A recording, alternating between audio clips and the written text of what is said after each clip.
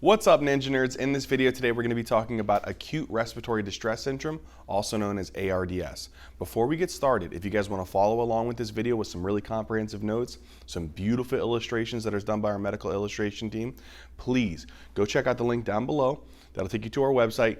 Go get that stuff, man. You're going to need it. It's going to help you to truly understand this stuff. Also, if you do benefit, you like this video, it makes sense, please support us by hitting that like button, commenting down in the comment section, and please subscribe.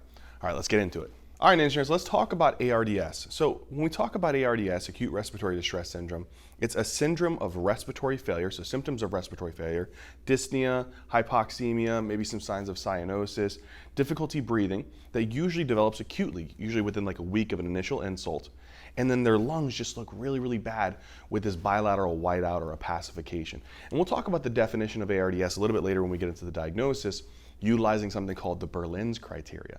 But what I want us to talk about is that in order for you to have ARDS, you have to have this diffuse alveolar damage or destruction. So you have to have something that's directly injuring the lung or something that's indirectly injuring the lung. And it's usually some type of systemic process if it's indirect. So let's talk about the particular causes of ARDS. Again, remember, you need diffuse alveolar lung damage, diffuse alveolar damage that leads to significant hypoxemia and that bilateral whiteout on chest x-ray, usually within a week of this initial insult or cause. So when we talk about direct lung injuries, there's something that's actually directly injuring the alveoli, multiple alveoli. The most common kind of direct lung injury is going to be pneumonia. So pneumonia is by far going to be one of the most common types of direct lung injury causes. This could be bacterial. It could be some type of, particularly maybe Streptococcus pneumonia is a big one. Sometimes it could be something like Staph aureus. There could be many different types. Also, sometimes be careful with like PJP, especially in patients who have HIV or AIDS with low CD4 counts. And you know the big one? COVID, right? So SARS-CoV-2. So these are some of the particular types of pneumonia, whether it be bacterial, whether it be viral pneumonia, whether it be fungal pneumonia. These types of bacterial pathogens have the ability to get into the alveoli and they cause damage to the type 1 pneumocytes and the type 2 pneumocytes. Type 1 play a role in gas exchange, type 2 play a role within surfactant production. And so all of these things, you affect gas exchange, you affect surfactant. What's surfactant do? It reduces surface tension. If you have less surfactant, what happens to the surface tension? It goes up. When surface tension goes up, what happens to the alveoli? They collapse. If they collapse, they have a hard time being able to ventilate or recruit and utilize them for gas exchange. This can lead to hypoxemia, especially if you damage enough of these alveoli, which you do with this diffuse pneumonia. All right, the second most common cause of direct lung injury would be something like aspiration pneumonia. So aspiration of gastric contents would be another particular big one, right? And the reason why is if you aspirate gastric contents, you're aspirating things that are really acidic, you're aspirating particular types of bacteria and other different types of nasty molecules that can actually get into the alveoli. And whenever this has these bacteria, some of the gastric contents, again, it's going to cause damage to the type 1 pneumocytes, type 2 pneumocytes, and again, lead to alveolar damage, affecting gas exchange. So that's a big one, okay? So pneumonia, most common, usually bacterial, viral, fungal, or aspiration pneumonia. Another direct lung injury is if you have really significant trauma to the lungs.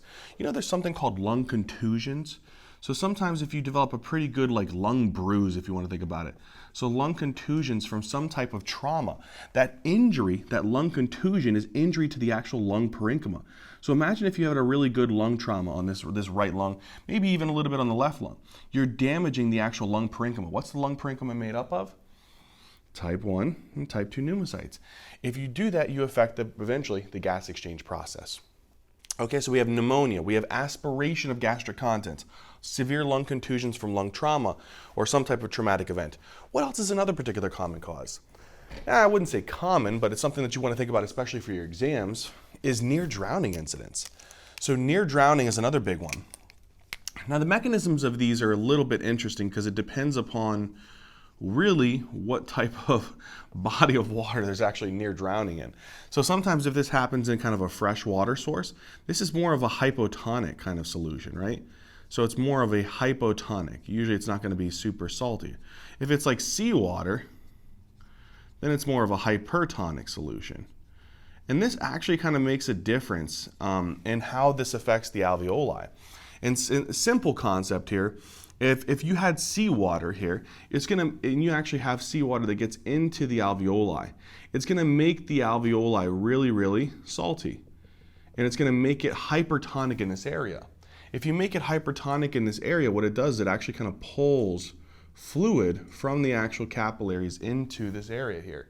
And that actually can cause pulmonary edema. So this would be if it's like a really kind of salty types of water. It'll pull fluid into the alveoli, reducing their surfactant, affecting the gas exchange process, leading to hypoxemia. If it was a hypotonic solution, you're actually bringing in very little salt, okay? Very little types of solutes. Now, interestingly enough, when you have very, very hypotonic solutions, it actually affects this particular molecule that we actually have. Oh, here we go, pink. Let's say that I have this kind of pinkish molecule here called surfactant. The hypotonic solution actually washes off their surfactant. If you decrease their surfactant in this area, what happens? You actually increase surface tension. If you increase surface tension, what happens to the alveoli? They collapse and you affect gas exchange. So that's another thing to think about. So we got pneumonia, bacterial, viral, fungal, or something like aspiration, lung contusions, and near drowning, whether it be seawater or fresh water. And the last one is some type of toxic smoke inhalation. So if you're in kind of like a burning building or some type of exposure to real toxic smoke, and you inhale that toxic smoke, the toxic smoke chemicals have the ability to directly damage the type 1 and the type 2 pneumocytes. And if you inhale a good chunk of it, you damage multiple alveoli, and diffuse alveolar damage, hypoxemia ensues. All right, so we got pneumonia, aspiration, lung contusions, near drowning, and toxic smoke inhalation. What are the indirect lung injury causes? Because these are interesting ones. So if we take a second to think about these ones are not actually directly damaging the lungs. There's something systemically happening causing a massive inflammation, massive kind of inflammatory, immunogenic type of reaction that's leading to damage to sometimes the actual capillaries and then subsequently the alveolar epithelium. What are these things? And this is actually by far the most common cause. Whether it be indirect or direct, this is the most common cause. And that is actually sepsis. So whenever somebody is septic, all right, what happens is there's some type of infectious pathogen, whatever that infectious pathogen may be. Let's say here is going to be my infectious pathogen. This infectious pathogen is going to activate our immune system. When it activates our immune system produces, particularly the macrophages, they produce massive amounts of cytokines. What kind of cytokines? They produce cytokines like interleukin 1, interleukin 6, and tumor necrotic factor alpha, right? So we'll have interleukin 1, interleukin 6, tumor necrotic factor alpha. And what do these things do? What do they do to the actual body? Well, they cause a massive kind of inflammatory reaction. One of the big things that they do is they actually cause a lot of vasodilatory effect and a lot of capillary permeability. And depending upon how much there is, so if you have a pretty good septic patient and these levels are high, this is traveling through the systemic blood. If this actually gets to the vessels that are in the pulmonary capillary area, what's it going to do? It's going to make them leaky. If it makes them leaky, it's actually going to start causing fluid to leak in between the interstitial spaces and into the alveoli. And also these chemicals can sometimes activate damage to our actual capillaries, and then again, damage to the alveoli. So in a patient who's severely septic, who has a massive cytokine storm, these cytokines can actually indirectly lead to endothelial injury, increased capillary permeability, vasodilatory effects in that area that causes a lot of edema, interstitial and pulmonary, and then maybe via the process of that pathogen actually invading the lungs, it may actually even lead to alveolar injury. All right, so what's another particular cause? Something that can actually cause a massive inflammatory kind of reaction. So again, sepsis is going to be by far the most common cause in general. Okay, the most common cause in general is sepsis because of the massive inflammatory cytokine storm and that significant bacteremia, septicemia that's leading to damage to the capillary endothelium and the alveolar epithelium. But another thing that can cause a massive inflammatory kind of cytokine storm is pancreatitis. So sometimes if someone develops a very significant pancreatitis, not only do you kind of get a nice inflammatory cytokine storm here, you might even get some interleukins, maybe a little bit of interleukin 1, maybe a little bit of TNF alpha, but you know what else? whenever there's damage to the pancreas, the pancreas makes tons of pancreatic enzymes.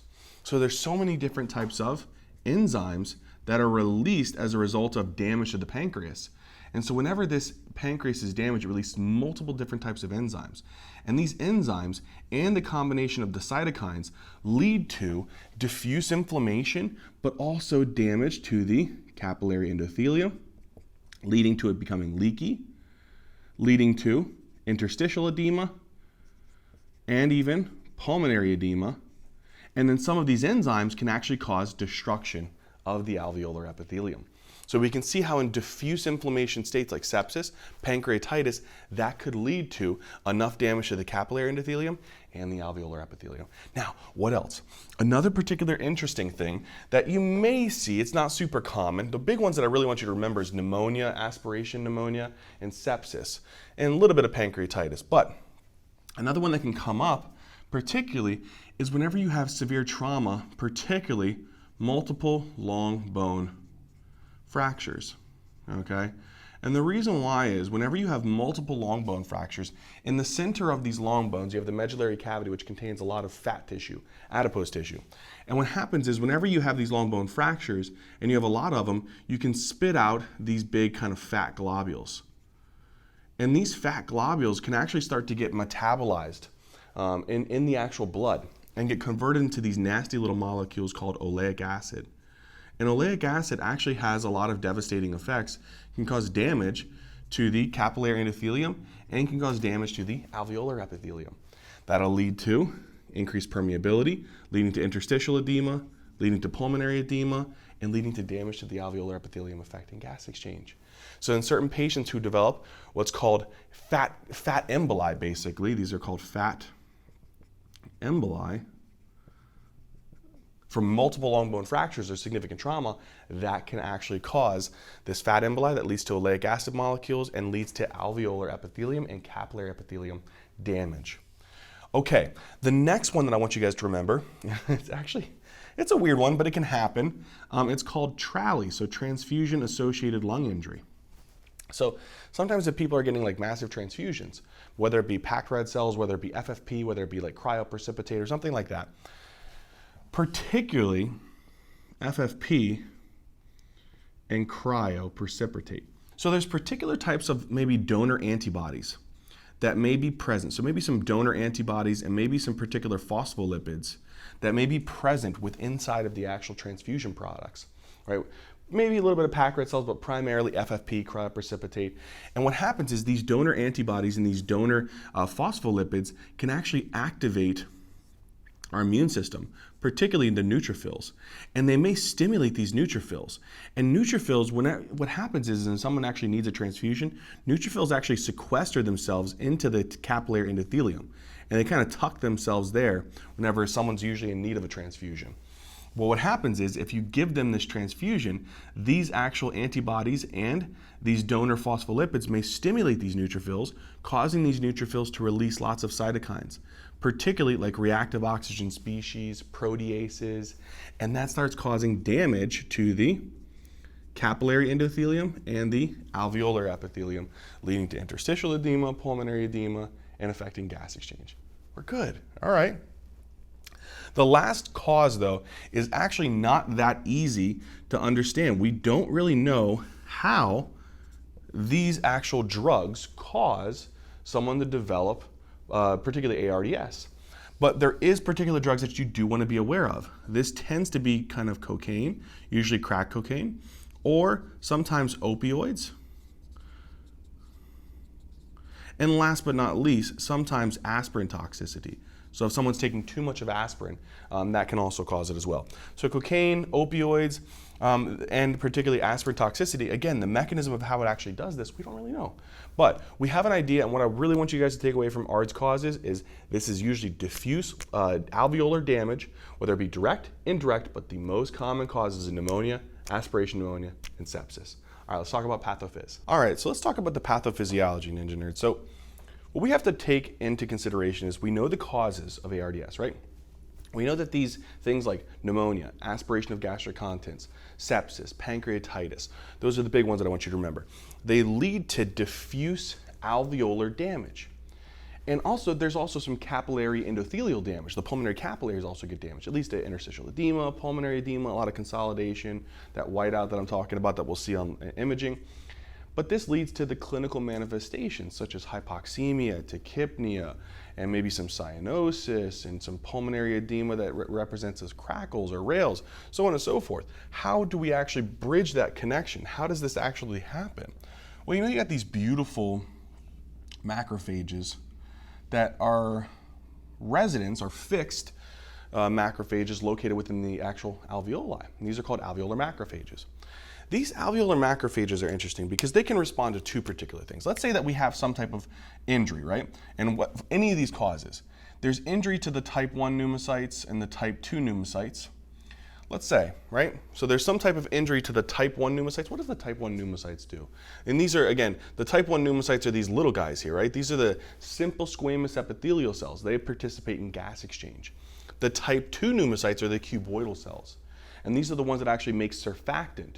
And when they make surfactant, that actually helps to reduce surface tension. Surface tension is the desire to want to collapse the alveoli. So if we reduce it, we reduce the collapsing desire of the alveoli. If you damage the type 1 pneumocytes, you affect gas exchange. If you damage the type 2 pneumocytes, you affect surfactant production. And surfactant actually will lead to, if you have less of it, you have higher surface tension and more pressure in the alveoli that's particularly desiring to collapse the alveoli. Okay?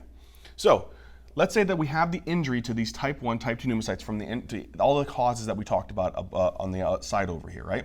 Whenever there's this damage, these actual type 1, type 2 pneumocytes release particular types of like cytokines or recognition particles that activate this macrophage and say, hey, macrophage, there's some alveolar injury, buddy. I don't like it. You need to do something about it. You need to start actually kind of triggering kind of maybe some inflammatory reactions here to start leading to the healing process. You know what else is interesting? Sometimes certain pathogens may actually directly stimulate the alveolar macrophages. So you may actually get direct activation of the alveolar macrophages by particularly the pathogen or the antigen of something itself, or indirectly by damage to these actual type 1, type 2 pneumocytes, and then triggering the macrophages. When the macrophages are activated though, they start piling out particular cytokines. They start releasing something like interleukin 1. They release things like interleukin 6, interleukin 8, tumor necrotic factor alpha. Now you're probably like, what in the heck does any of this stuff have to do with particularly ARDS? Believe me, it has a lot to do with it. These cytokines, which we're going to talk about in the next step, is going to start actually leaking where? They're going to start leaking into the pulmonary capillary blood. And they're going to start having its effects on the endothelial cells. So they'll start affecting the endothelial cells. They'll also start actually causing a lot of edema, which we'll talk about a little bit later. These chemicals also may activate other types of white blood cells that are in the actual blood, like neutrophils. So we may activate neutrophils. The other thing is that these chemicals can actually start affecting the type 2 alveolar cells. You know, the type 2 alveolar cells, they are also very interesting. They have little channels on them. Imagine like these little channels that exist on them here and here. And what they do is whenever there's like lots of fluid in the alveoli that shouldn't be there, these type 2 alveolar cells, they take some of that fluid into the actual type 2 pneumocytes and then out of the alveoli. If you start damaging these channels, are you going to be able to pull fluid from the alveoli out? No, it'll be affected.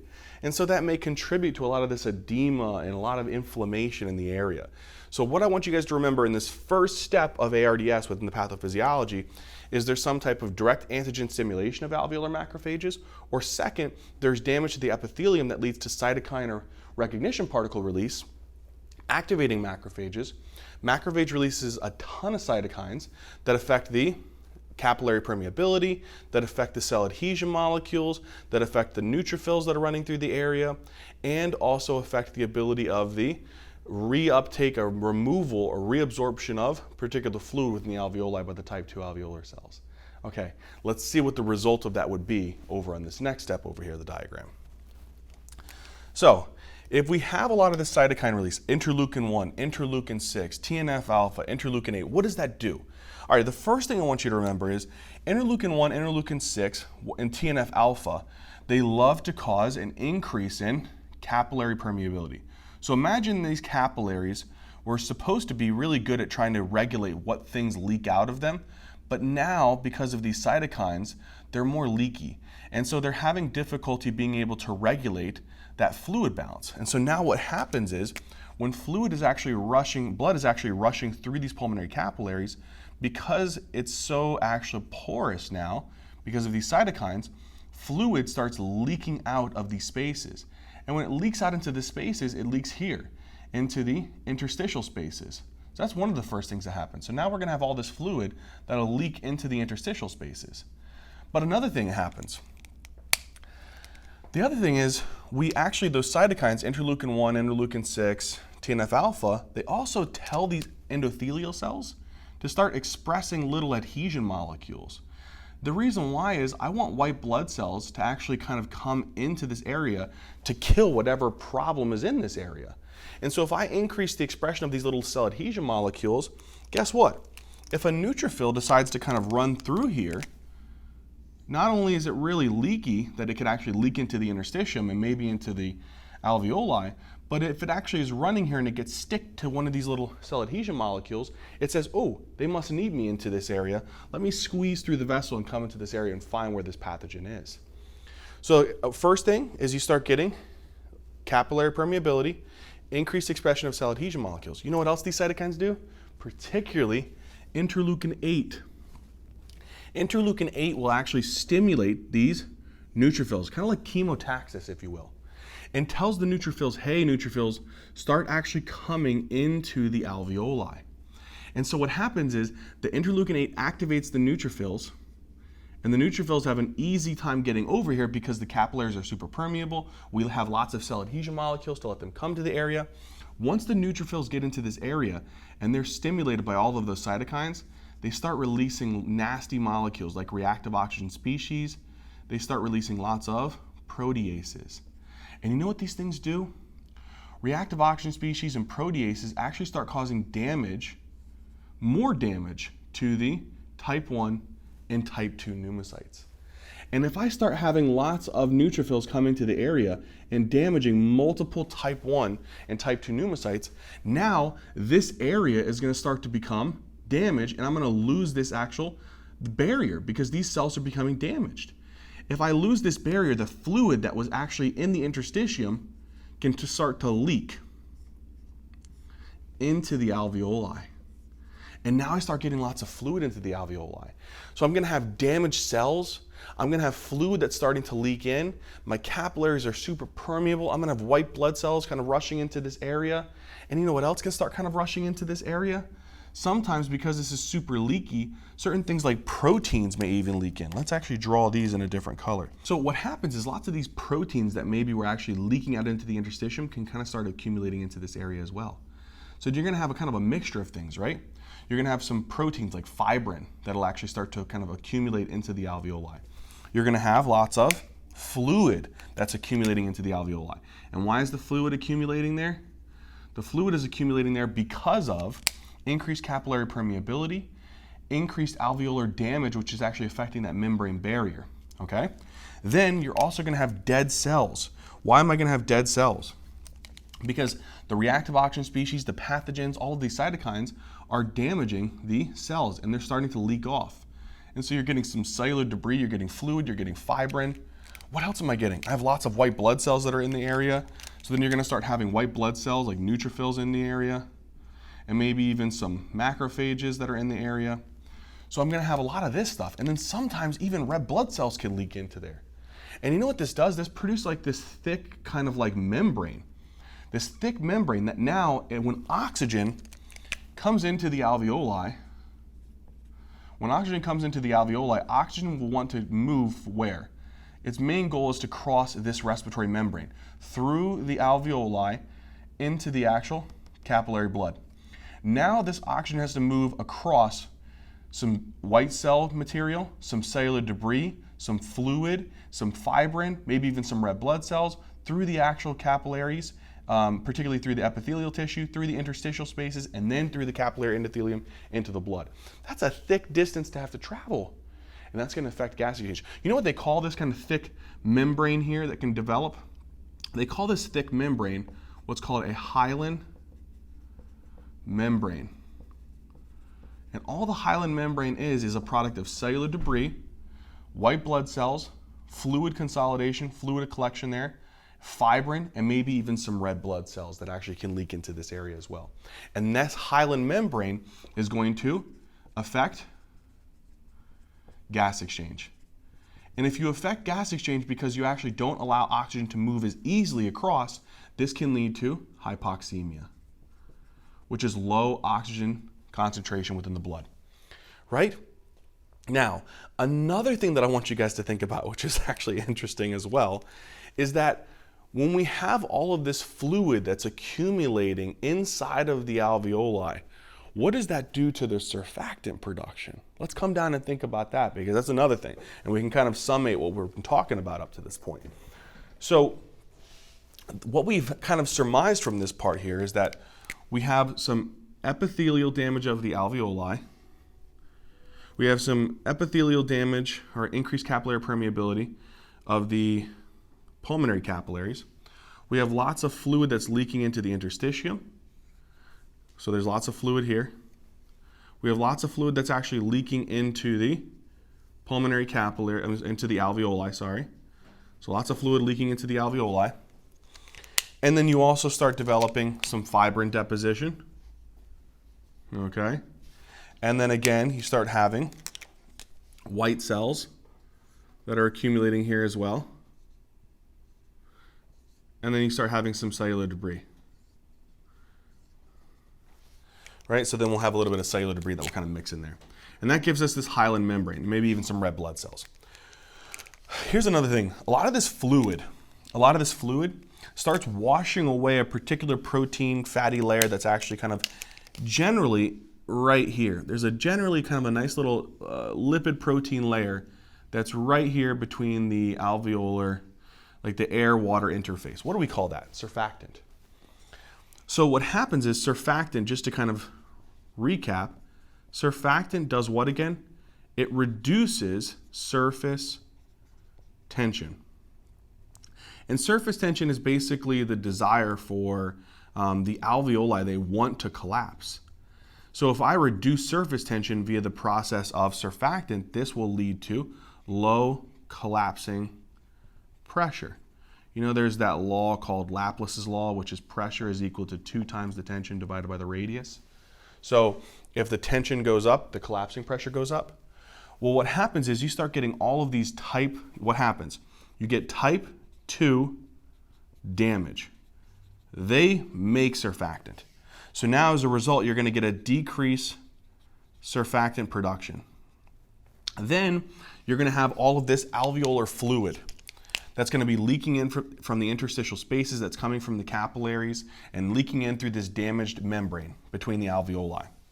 So now you're going to have increased fluid in the alveoli, right? In the alveoli. And that's going to lead to washing of surfactant. So imagine it kind of washing off like a detergent layer. You have lots of fluids that's kind of like causing it to come out of solution. What do you do to the surfactant then? You kind of lose that ability for it to actually maintain a reduction in surface tension. And so what happens to the collapsing pressure?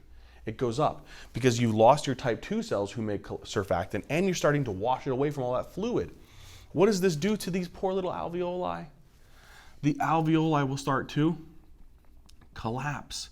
So imagine this big honking alveoli that once was able to take in lots of oxygen and get rid of CO2.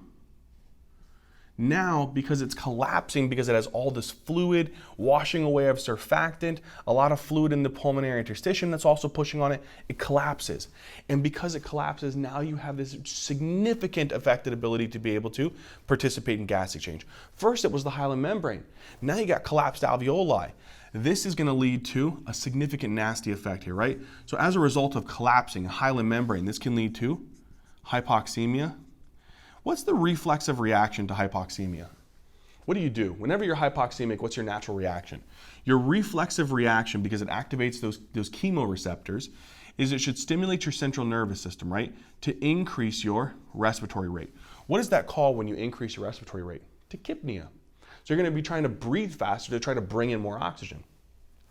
Another thing is if you're significantly hypoxemic, sometimes this can show up as maybe some cyanosis, some bluish discoloration of mucous membranes.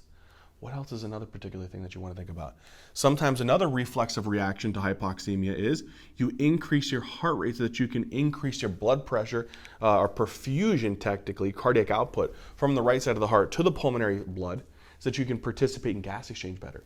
So sometimes these patients will have hypoxemia, tachypnea, tachycardia, maybe some cyanosis. What's another thing? With all of this fluid all over the dang place, and it's really kind of in the alveoli, it's within the interstitial spaces, it's going to cause a lot of pulmonary edema. And you know, when you go ahead and you take your beautiful Littmann or your stethoscope and you start trying to listen to the patient's chest, what would you hear? You hear a lot of crackles. So a lot of crackles. And that's because of all of this fluid that's actually within the interstitial spaces and the alveoli. Because what happens is the alveoli are collapsed. You take a breath in. You're trying to work really hard. And when you take a breath in, you actually pop open those alveoli. And then that kind of produces that crackling sound. Okay? So what we can see from this is we're starting to see some of the clinical manifestations come to play here. And this is kind of like the really nasty stage of someone developing acute respiratory distress syndrome. Now, the last thing is, what can happen depends upon this last phase, the resolution or the kind of the fibrotic phase, basically. So sometimes after you develop this hyaline membrane, this extensive kind of damage here, collapsing of the alveoli, what happens is you actually get an opportunity here where your body can either go through a resolution phase, so it'll actually start to so there's two options here. We can actually go through, one is called a kind of a complete resolution. So what happens is your body starts to re-epithelialize, right? So you pretend you had complete, like half of this side. Let's say this half was actually resolution. All of the type 1 and type 2 pneumocytes should actually re-epithelialize. So you should get repair of your type 1 and your type 2 pneumocytes. Now, interestingly enough, your type 1 pneumocytes are amitotic. They actually don't replicate. It's actually the type 2 cells that actually replicate. So these suckers would just start replicating and differentiating into type 1 and type 2 alveolar cells. And so if these things are functioning because you're getting a resolution, maybe you're treating the ARDS, you're treating the cause, they're starting to actually heal, they're getting better, the type 1, type 2 pneumocytes will start to re-epithelialize and maintain this barrier. Your actual endothelial cells will start actually healing, starting to bring the endothelial cells tightly together again. The interstitial edema, pulmonary edema may actually start to reside. Also, go back to that thing I told you. If your type 1 and type 2 pneumocytes actually start functioning, particularly your type 2 pneumocytes, and you have some fluid here, what would the type 2 pneumocytes actually do? If they have these channels that are working, they're going to pull any of the fluid that may be in here. They're going to pull the fluid into this actual cell and then out of the cell, removing some of the fluid from the alveoli. And that's also going to help with the resolution. So during the resolution phase, it's basically you're repairing the type 1, type 2 pneumocytes, getting rid of all the alveolar edema. The downside is that sometimes in patients who get a really significant ARDS and have a very long period of time where they've had significant lung injury, they may not completely resolve back to a normal lung parenchyma. They may actually become a fibrotic parenchyma. All right, so really kind of a nasty phase here that can unfortunately happen is that you can actually have sometimes what happens is those macrophages, okay, and neutrophils and stuff like that's in this area, there can be sometimes like secretion of particular molecules like platelet-derived growth factor, and there can also be other different types of things like transforming growth factor beta. And what these things do is they activate these cells called fibroblasts. You know, fibroblasts kind of exist in these areas here. What they do is they stimulate these things called fibroblasts. And fibroblasts say, oh, I'm getting a lot of signals that I need to maybe start actually helping to heal some of these alveoli or healing up this area because these alveolar epithelial cells just don't want to repair themselves properly. So what I'm going to start doing is these fibroblasts start making lots of connective tissue. And so they start making a lot of this connective tissue, this thick connective tissue. And this thick connective tissue can lead to a very kind of like nasty kind of effect here, where you can actually start compressing down on these vessels. You start making the lungs very, very rigid, more elastic, less compliant. And as a result, what can happen? This can lead to restrictive lung disease. So this can lead to restrictive lung disease. And this may lead to long-term effects of hypoxemia, crackles, difficulty breathing, shortness of breath, so on and so forth. And so that's kind of a problematic issue in this scenario here, okay? So this covers the pathophysiology. Now that we understand kind of the overall mechanism here, let's talk about how we actually diagnose ARDS. All right, engineers, so let's talk now about the diagnosis of ARDS, right? So we have a patient, they came in, they're having some dyspnea, they're having hypoxemia, they're having tachypnea, they're having tachycardia, and they're really just struggling. They're also having some crackles at the bases. You're like, man, I think you suspect that they may have sepsis or pneumonia, one of the causes that we talked about. And you're like, man, I don't know about this patient. Let's just make sure that we work them up for ARDS.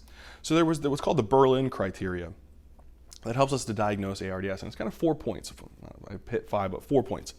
And the first thing is that you need to have a patient that usually is started to develop these signs of acute respiratory failure within less than a week of like an initial suspected kind of source. Sepsis, pneumonia, toxic inhalation, something of that nature. So it usually has to be signs, acute respiratory failure, particular symptoms of that, symptoms that usually are developing less than 1 week of initial cause.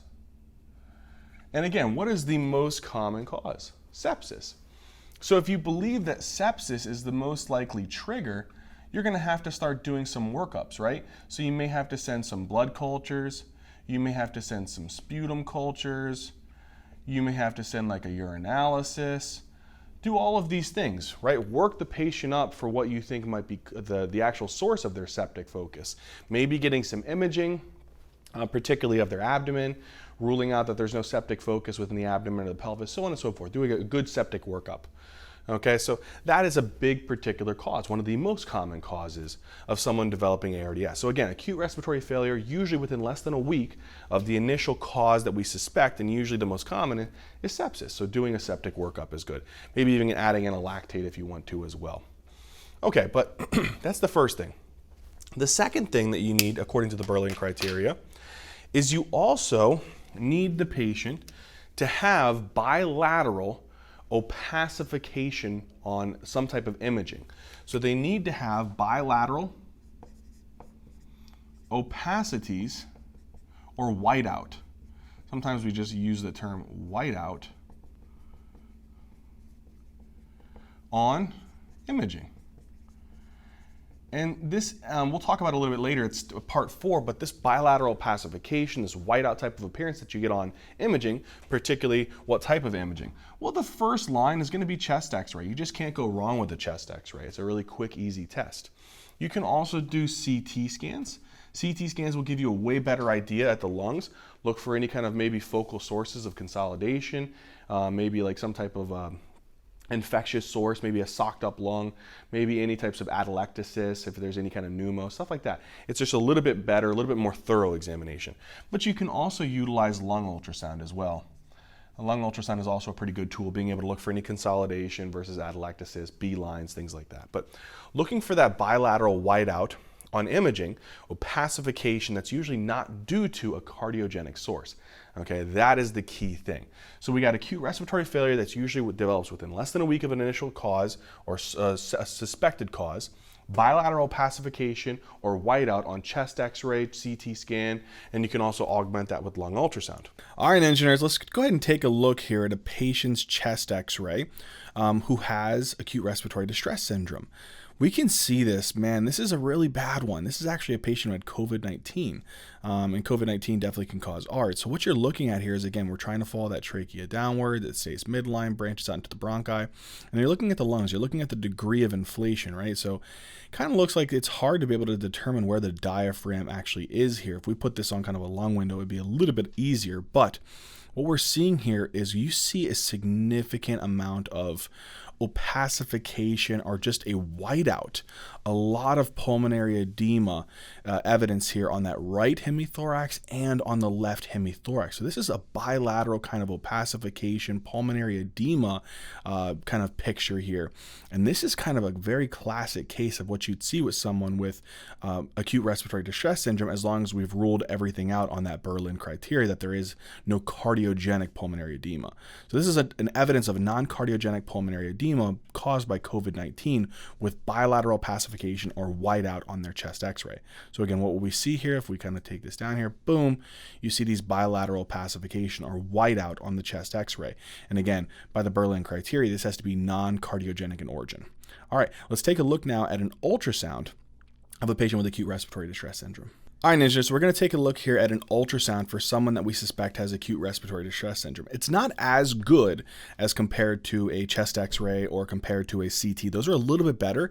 The reason why is B-lines can be not just evidence of pulmonary edema. That's hard to differentiate if it's actually secondary to ARDS that's caused by some non-cardiogenic source or if it's just a fluid overload state. If you can, on your ultrasound, look for signs of consolidation or irregular like pleural line thickening, that's a good sign. But one of the good things that you can do really quickly at the bedside if someone is having dyspnea, shortness of breath, hypoxia, is a point of care lung ultrasound. And if we take a look here at this person's ultrasound and we actually kind of scroll through this, you see these B lines. They're these kind of like little heavens shining down kind of look here. You see all of these lines here that are kind of just beaming from left to right down from the pleura. Those are evidence of B lines, which is evidence of pulmonary edema. Okay, and again, if you do see any other kinds of like thick consolidations or pleural line thickening, that may be supportive evidence for ARDS. Now let's take a look at a CT for a patient with ARDS.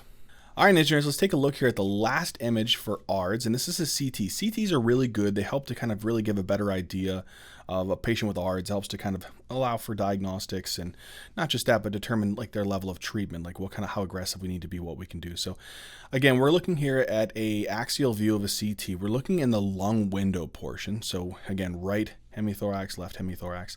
As we're coming up, you can already see a little bit of kind of like these pleural effusions, and you're starting to see all of this kind of white stuff. This is all kind of like some consolidations, and you're seeing some opacifications over here. So we're seeing all of this here on that right and the left. So we got this bilateral kind of ground glass kind of appearance here with some consolidation, very evident bilaterally, some nearly nasty stuff here. And again, you can see all of this ground glass opacification and bilateral consolidations consistent with a patient with acute respiratory distress syndrome or ARDS. And then you can even see the trachea there, obviously intubated with the endotracheal tube there. Okay, so let's take a look here at an image that really highlights some significant, look at that, my gosh. This is a patient with, again, bilateral kind of opacification, consolidation, and sometimes the consolidation gets so intense that it can actually cause this what's called crazy kind of paving pattern. It looks like you're actually walking down like a little brick road.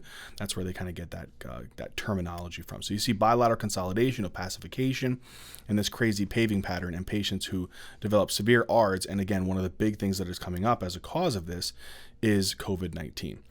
All right, so that covers our images and our diagnostic imaging for particularly ARDS. Let's get back in and talk about some other things for ARDS. All right, so the next thing I want us to talk about is what's called the PF ratio. So the third thing according to the Berlin criteria is that these patients have a very low PF ratio. And you're like, what the heck is the PF ratio?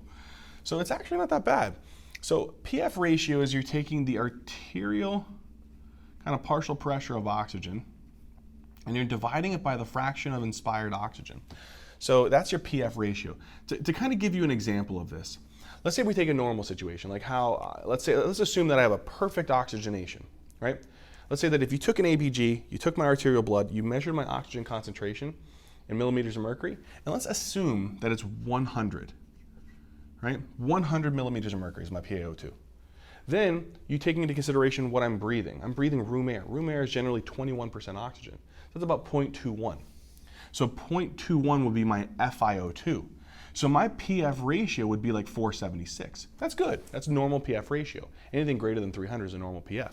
All right, so let's talk about someone who actually may be requiring a little bit more oxygen, right? So I'm breathing room air, but let's say that a person with ARDS, they're actually requiring a little bit more oxygen to be able to maintain an oxygen, an arterial oxygen of 100. So let's say that they also have 100, right? Their arterial oxygen is 100, but they're requiring a higher percentage. Maybe they're on some type of mask, or they're on like a high flow nasal cannula or something like that, and they're getting more fraction of inspired oxygen than normal, than room air. Let's say 40%, so 0.4. If you took the PF ratio for this would be what? The PF would be 250. So generally, that's not too great. It's definitely less than 300. So there is some kind of problematic issues with that PF ratio. We actually classify anything that's kind of like generally between 200 to 300 a mild form of ARDS, okay? So anywhere between 200 to 300 is a mild ARDS, okay? So this person would have a mild ARDS. Let's go to the next step. Let's say that you have another person who's maintaining 100, but in order for them to be able to maintain a partial pressure of oxygen of the arterial blood of 100, they're requiring a little bit more. They're up to 60% FiO2, which is 0.6. Okay, so now their PF ratio is approximately 166. So now it's definitely less than 300, and it's less than 200. It's actually between like 100 and 200. That's moderate ARDS. So when someone has moderate ARDS, it's usually between 100 and 200, okay? The last scenario, let's say that this person can't even maintain 100. Let's say that their partial pressure of arterial oxygen is 90 millimeters mercury, and they're maxed out. They're on 100% FiO2 in order to be able to sustain that. That PF ratio would be what? That's dookie, but that's gonna be about 90. All right, so 100% would be 1, sorry. 100% would be 1. So their PF ratio is 90. Anybody that has severe ARDS is going to be having a PF ratio that is less than 100. So if you kind of think about this, you can kind of get an idea of how to calculate the PF ratio. You take the partial pressure of arterial oxygen and you divide it by how much actual oxygen they're inspiring, whether that be room air, whether that be on a high flow nasal cannula, whether that be on an intubated patient. You calculate that and then use that to determine your PF ratio. As the PF ratio declines, 200 to 300 is mild, moderate 100 to 200, and then less than 100 is severe ARDS. Okay, so we got 3 parts of our Berlin criteria.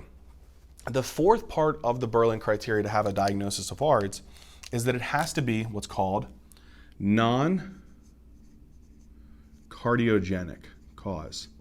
In other words, the reason why this person has these bilateral whiteouts and really nasty looking lungs is not because the person is in decompensated heart failure and they have pulmonary edema and fluid accumulations and pleural effusions as a result of it.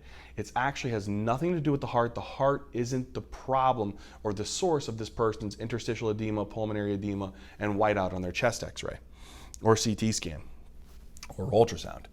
And so how do I prove that this is a non-cardiogenic source of pulmonary edema? Well, we have to rule out that the heart isn't actually dysfunctional. How do you actually rule out that the left ventricular ejection fraction is normal? What could we do? I could get an echo. So an echocardiogram would tell me if they have a normal left ventricular ejection fraction. Another thing that you could do is that sometimes if people have really, really bad heart failure, then the ventricles are super, super overloaded and stressed. So whenever there's a large amount of volume and it exerts a lot of stress on the ventricles, it can trigger the ventricles to release what's called BNP. And so sometimes if patients have extremely high levels of BNP, that also may be a slight indicator that they actually have acute heart failure, acute decompensated heart failure. Usually very high. If it's like less than 400, it's probably unlikely that it's actually heart failure related. But again, this isn't very sensitive. This is a lot more sensitive, and this is the more common thing that you'll do in practice. Check an echo. If their echo is normal, it's likely not the cause of their actual ARDS or bilateral whiteouts. The most definitive diagnostic test, but super invasive, is you actually take a catheter called a Swan's-Ganz, you run it down through the superior vena cava, right atrium, up into the pulmonary arteries, and then basically you measure the pressure within the pulmonary circulation. And so this is called a Swan's-Ganz catheter. And this basically measures the pulmonary capillary wedge pressure. And if the pulmonary capillary wedge pressure is less than 18, then it's more likely that this is actually a non-cardiogenic source of pulmonary edema. Because the reason why is pulmonary capillary wedge pressure is kind of a measure of the pressure that's usually due to like a lot of hydrostatic pressure from fluid buildup. So if someone had heart failure, what would happen is the fluid would actually back up into their actual pulmonary circulation. And when it backs up to the pulmonary circulation, it would increase the hydrostatic pressure and cause some of the fluid to leak out as a result, and that leading to the pulmonary edema. But if a person doesn't have heart failure, their pulmonary capillary wedge pressure shouldn't be actually high. It should be on the lower end, less than 18. And so again, these are ways that we can diagnose non-cardiogenic pulmonary edema by checking a BMP, making sure that the BMP is actually not elevated. Again, not the most specific thing. Left ventricular ejection fraction is normal, probably going to be one of the more common things. And if you're really having a difficult time, the most definitive diagnostic test would be a Swan-Ganz catheter to rule out any changes in pulmonary capillary wedge pressure. All right, that covers the diagnosis of ARDS. The last thing I want you guys to remember as a quick little reminder of it is just how can we easily just remember the Berlin criteria? There's a little mnemonic. All right, so the quick little mnemonic for remembering the diagnosis of ARDS is ARDS. Abnormal chest x-ray, right, which we took a look at, usually having that bilateral opacities or whiteout. R, respiratory failure that usually ensues within less than a week of the initial cause. D, decreased PF ratio. And S, you should exclude CHF or any type of volume overload state. But boom, we good. Let's talk about the treatment of ARDS. All right, engineers, let's talk about the treatment of ARDS. So we've diagnosed a patient with ARDS. We know that they have it. The next thing we should determine is what kind of category are they in? Because that might play a little bit of a role in how we treat them, how aggressive we are. So if we have a patient who's kind of like a mild ARDS, right? And how do we kind of define that again? Their PF ratio, right? Shouldn't be the only thing that you base off their management. It shouldn't just be their numbers. It should be how they clinically appear. But mild ARDS is a PF ratio that was what? 200 to 300. It wasn't great. But in a mild ARDS patient who's kind of like hemodynamically stable, so if they're kind of like hemodynamically stable and they're looking good, you can do something called non-invasive positive pressure ventilation. You can do things like OptiFlow, high flow nasal cannula, where you push high amounts of high flow rates into them, and also you can control the percentage of oxygen that you deliver to them. So that could be an option, or you could do something called BiPAP or CPAP, and that gives some pressure support, it gives PEEP, it also helps to control FiO2 as well. Now, if they're hemodynamically unstable though, at that point in time, it's probably not great for you to go ahead and stick them on NIPPV. You should actually start to maybe consider intubating the patient. They may need a little bit more support, okay? And so that's the big thing to think about, okay? So if they have a mild case of ARDS, they're hemodynamically stable, they don't look really, really bad, and you can try some NIPPV, do that for a little bit, see how they do. If they don't get any better, you might have to bridge them to an intubation.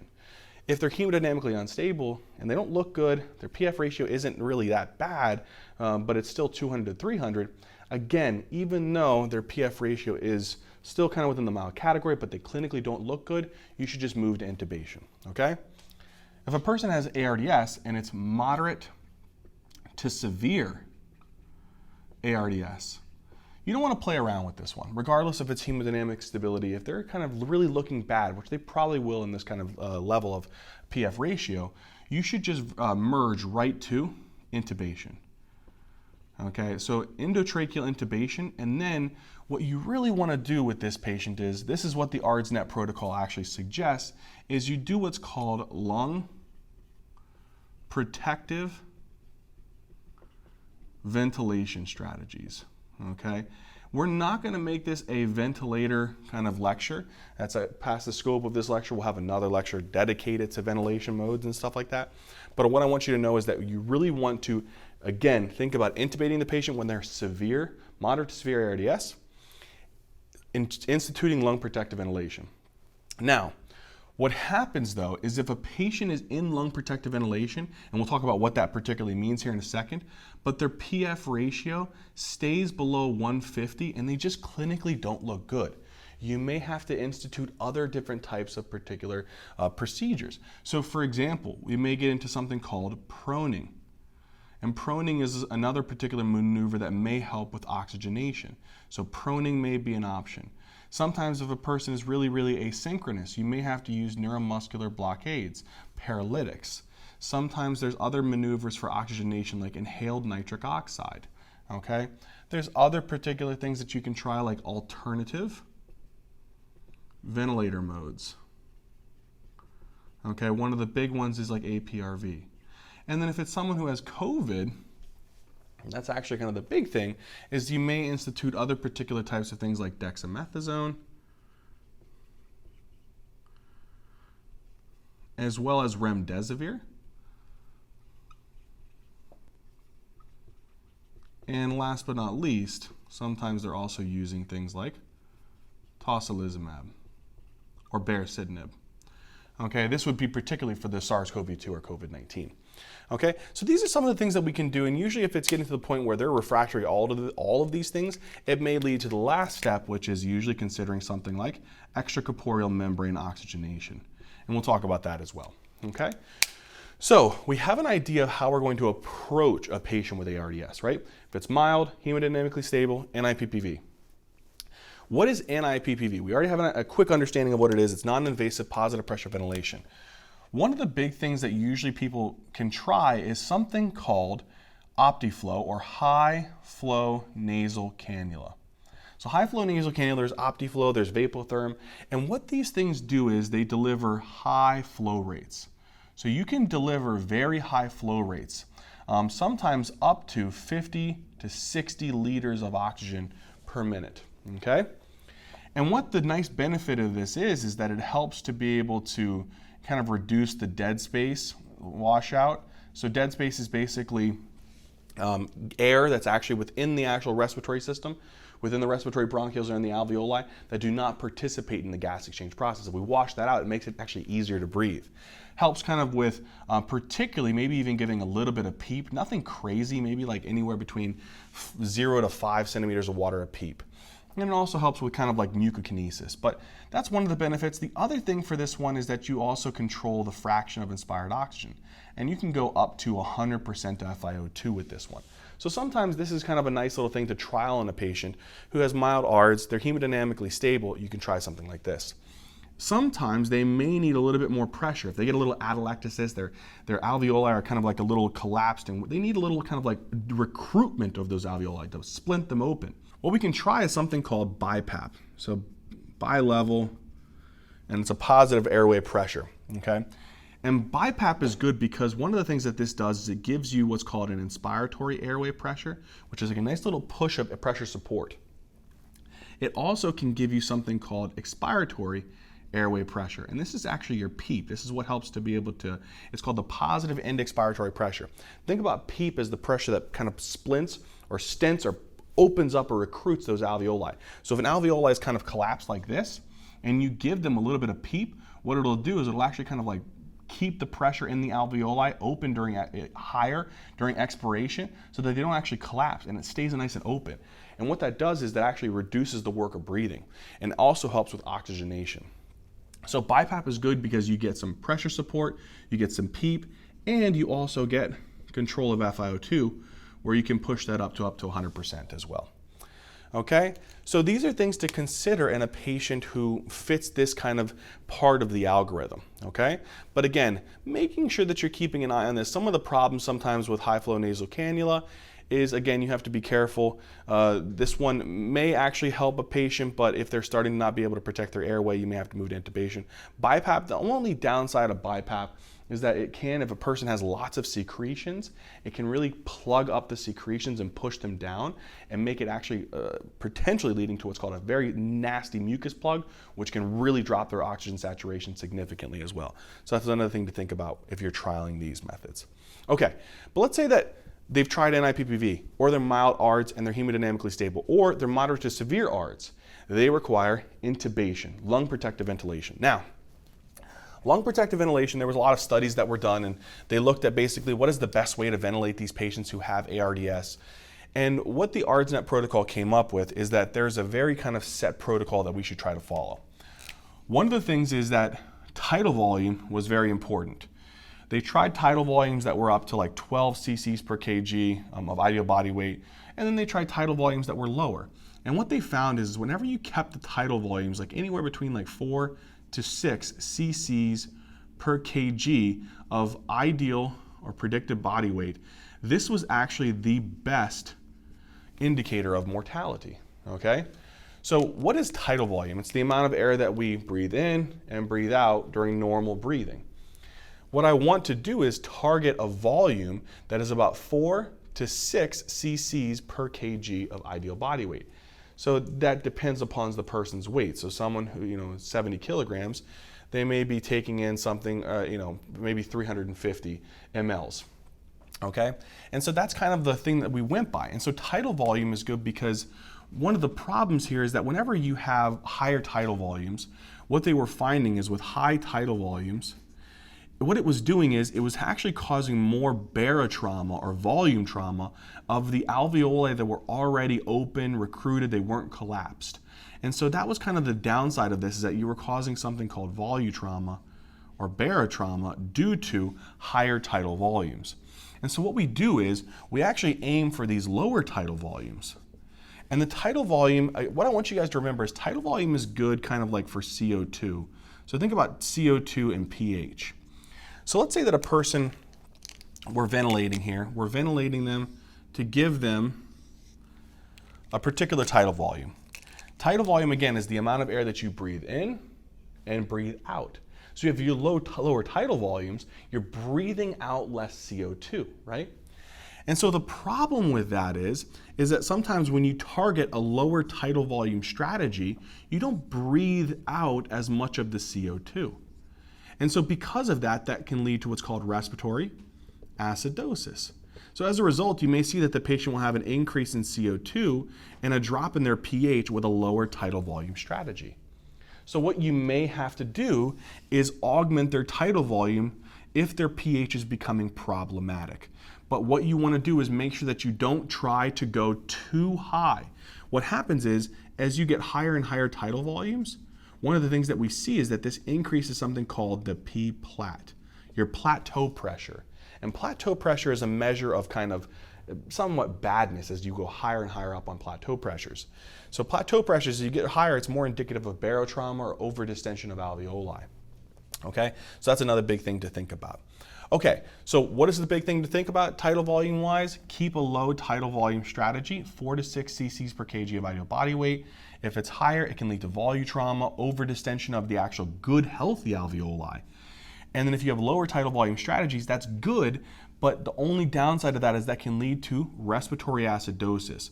But sometimes we allow this and we want that and it's okay with it, and we call that permissive hypercapnia. I'm just going to put high CO2, but permissive hypercapnia, high CO2 within the blood. All right, the next part here is PEEP. This is another important thing of lung protective ventilation strategy according to the ARDS protocol.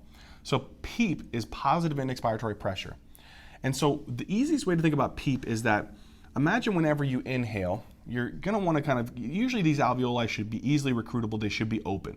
But in ARDS, they're collapsed, right? Because they have lots of like fluid and a consolidation, and so what's happening is it's causing these alveoli to be collapsed. So whenever you're taking a breath in, you have to work hard to be able to stent open those alveoli. But whenever you exhale, they just collapse back down because remember your surface tension's higher. So it collapsed back down. What happens is when you give someone PEEP, generally what we aim for is, according to lung protective ventilation, is greater than or equal to 5 centimeters of water. And then you can go up and up and up. And I'll explain what PEEP does for you. But what PEEP should do is that it's pressure that is at the end of expiration. So here's our collapsed alveoli, right? And let's say that this is at 0 of PEEP. Okay, and now let's say that this is a normal alveoli. So this alveoli is normal and it's getting ventilated and perfused properly. But then let's say that we give a PEEP of, let's say, 8 to this patient. Okay, what happens is it'll keep this other alveoli nice and distended. But this one was already kind of properly distended before, but this one was collapsed. Guess what that PEEP is going to do? So during inhalation, they're going to open up that alveoli, recruit it, but during exhalation, what would happen if we didn't have any PEEP? It would collapse. This PEEP of 8 will keep the alveoli stented open during the actual expiratory process. And so that way, whenever they take another breath in, they don't have to work as hard to pull air in and to keep that alveoli recruitable. So if that alveoli is open now, over here, it wasn't open. And so because of that, the oxygenation process, giving oxygen to the blood, was really affected significantly here. But now that this one's open, we can easily oxygenate the blood and get oxygen into the blood because we've recruited that alveoli, we kept it splinted open. So PEEP is really a way of augmenting oxygenation. Tidal volume augments CO2 and pH, but PEEP augments our oxygenation status. So I want you to remember PEEP is equal to oxygen. The higher you go up on the PEEP, theoretically, the more you should go up on the oxygen concentration within the blood because it's affecting the oxygenation process. Okay? All right. The next thing that we think about is FiO2. So this is the fraction of inspired oxygen. Generally, we don't want to go too high on this one. The actual desire is to avoid hyperoxia, high oxygen concentrations. And so what we actually like to do is target PaO2s depending upon the patient. You may be okay with a PaO2 of like 55 to 85 or a partial pressure of oxygen anywhere from 85 to 95%. And so when we go FiO2, you actually should try to target less than or equal to 60%. Okay, if you have to go up on it, you can, but you want to try to be able to keep it less than 60% and have a target. Target like an SpO2. Sometimes people will say 88 to 92%. It depends upon the patient. 85 to 95% is a good goal sometimes to relax that patient and not have such a stringent goal. So again, FiO2, generally you want to keep it less than or equal to 60%, but have a target that you're actually moving that against. If you're targeting SpO2, try to go 85 to 95. Some patients you might be okay if they're at 88 to 92. It really just depends. It varies depending upon the patient. Either way, FiO2 is giving you a concentration, a percentage of oxygen. So the whole idea is that if I give high concentrations of oxygen, what will happen is a lot of that oxygen should move into this alveoli here that's really nice and recruited. And what I want to do is if I'm giving PEEP, I'm also going to be splinting and keeping this alveoli open. Now, if it was let's say that this alveoli was collapsed, am I going to be able to get the oxygen particles down into this alveoli that's collapsed? No, so less of it's actually going to go to this alveoli and more of it will go to this alveoli. And that may be okay. It may help to be able to get some oxygen to the blood here. But if I have a person who's getting PEEP and we're stenting open that alveoli, so we're keeping it nice and stented open, and I'm giving a high concentration of FiO2, now I'm giving more oxygen particles that are reaching both of these alveoli, and both of them are participating appropriately in gas exchange. So FiO2 is going to augment your oxygen concentration. You go up on your FiO2, it should increase your oxygen concentration. Okay? So these are the big things to think about. So whenever you're doing lung protective ventilation, you target low tidal volume strategies, high PEEP, an appropriate FiO2, that you're targeting a goal. Same thing with PEEP. If you're targeting using PEEP, if you're getting your FiO2 percentage that's going up above 60, maybe consider go up on the PEEP rather than going up on the FiO2, okay? So again, titrating these against oxygen, titrating this against CO2 and pH. The last thing that's also mentioned in the ARDS protocol is we need to keep an eye on plateau pressures and driving pressures. So whenever usually this mode is involved in CMV, volume control or pressure control CMV. So the last thing that we have to talk about here within lung protective ventilation is that we have to keep an eye on these pressures. Usually when we're doing this lung protective ventilation, it's in what's called CMV, which is kind of a controlled mechanical ventilation, which we determine volume ventilation or we do pressure controlled ventilation. But either way, when we look at the graph on the vent, it will tell us a couple things. One is there's this pressure right here called the plateau pressure. So you see how it's kind of like flat here? This is called your P plat. And plateau pressure is a good measurement sometimes for a degree of lung injury. So whenever the plateau pressure is high, it's telling us that there is a lot of pressure within the alveoli. Think about plateau pressure as what the alveoli feel, okay? So if the plateau pressure is high, the alveoli are feeling a lot of pressure, a lot of distension and high risk of barotrauma. So that's the way I want you to think about that. High plateau pressure, the alveoli are feeling it, man. It's hurting them. And so what happens is with high plateau pressure, there's increased risk of barotrauma and therefore lung injury. Now remember I told you high tidal volumes can increase the plateau pressure. So we have to keep an eye on the tidal volumes. If the tidal volumes are going up, it may increase the plateau pressure. The other thing that can increase the plateau pressure a little bit is PEEP. If you go higher and higher and higher up on the PEEP, your plateau pressures may actually increase a little bit, okay? But it's mainly the tidal volumes that are really affecting the plateau pressure. Whenever the plateau pressure is greater than or equal to 30 centimeters of water, you're at high risk of barotrauma. So how do we augment that? If the plateau pressures are getting higher, what do? What do we say was the biggest factor? Tidal volume. Lower your tidal volume. The question is, what happens if I lower my tidal volume and I'm below 4 cc's per kg and I'm not ventilating them enough? Well, then maybe you have to check your PEEP and drop your PEEP down a little bit. Okay, so it's kind of thinking about those things in this scenario. But again, plateau pressure, we want it to be less than 30. If it's getting greater than or equal to 30, you're at risk of barotrauma. Lower your tidal volume and maybe consider lowering your PEEP if your tidal volume is below 4. Okay? The last thing is that there was some studies of driving pressure. And driving pressure is basically the difference. So if you look here, here's 0, right? So this is 0 centimeters of water. This is the plateau pressure, which is kind of where it's plateaued off, right? But then you have a pressure that's above 0. It's that the lungs never get to a point, the alveoli never get to a point of where the pressure in them is 0 centimeters of water. We're always keeping a little positive pressure at the end of expiration. This is called your PEEP. The difference between the plateau pressure and your PEEP is called your driving pressure. And we want that to be less than 15 centimeters of water. What they found is whenever the driving pressure is less than 15 centimeters of water, mortality is actually reduced as well. So to really hit off the big kind of final thing for lung protective ventilation, low tidal volumes, good PEEP, increasing your PEEP to the level of oxygenation. FiO2 is giving them oxygen, generally fraction of inspired oxygen, titrating it against their SpO2 or ABG, their arterial oxygen concentration. If you're going up above 60, maybe consider going up on your PEEP instead of going up on your FiO2. Again, tidal volume you can augment to control your CO2 and pH. You can also augment your tidal volume to lower your plateau pressures. PEEP, again, we already understand can change oxygen. FiO2 can change oxygen. And then again, plateau pressures, higher they are, greater than or equal to 30, high risk of barotrauma, lower tidal volume. If that's not able to, maybe come down on PEEP. And then last thing, to really help with lowering mortality of ARDS, keep your driving pressures less than 15 centimeters of water. And again, that's dependent upon your plateau pressures and your PEEP pressures. So you have to augment those as well.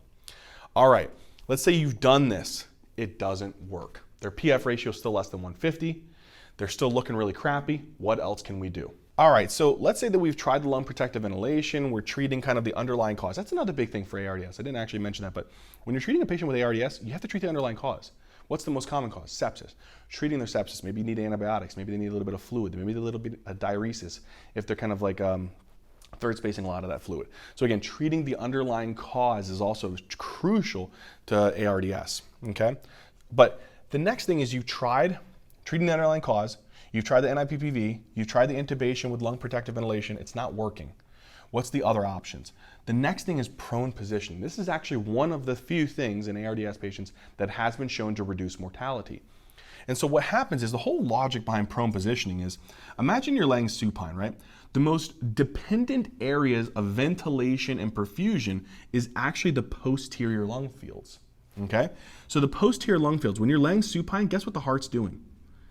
It's compressing on these already consolidated lung aerated tissues, right? So these areas, if they're consolidated and they're hit really hard, and then you also have the heart kind of like sitting back and pushing on them, those areas are very decreased aeration. So let's just put like less aeration. If there's less aeration, you're not ventilating those alveoli appropriately then. And if you're not ventilating them appropriately, you're not going to be able to get enough oxygen into the blood, and that's going to lead to hypoxemia. So what we do is, the logic behind this is that if you put a person, so imagine again, this is anterior, to give you kind of an idea here, anterior, superior, inferior, posterior, right? So your posterior lung fields are usually one of the most dependent areas for kind of ventilation and perfusion. So if you're compressing those and you're actually decreasing the aeration of those due to the consolidation and the heart kind of sitting back on it, it's going to decrease their actual oxygen. So if you prone them, so now this is the anterior chest wall, posterior, this is superior, inferior. Now these areas that were actually consolidated and being compressed by the heart, you actually kind of move the heart a little bit more anterior. And so it allows for those areas of lung to open up a little bit more. And now they're more aerated. So if you increase the aeration, and then therefore kind of a little bit of the compliance, you're going to increase the oxygen delivery into the blood. So that's kind of the whole thought, is that really what you're doing is when you're proning a person is you're taking those posterior dependent portions of the lung that are being compressed or consolidated, and you're trying to open them up by moving the heart out of the way. Okay? All right, so that's prone positioning. So again, remember this one. This is probably one of the big ones. Is lung protective ventilation, reduces mortality, and prone positioning. These other methods aren't really that super effective, but there's sometimes nothing else that you can really do, so you have to try other options.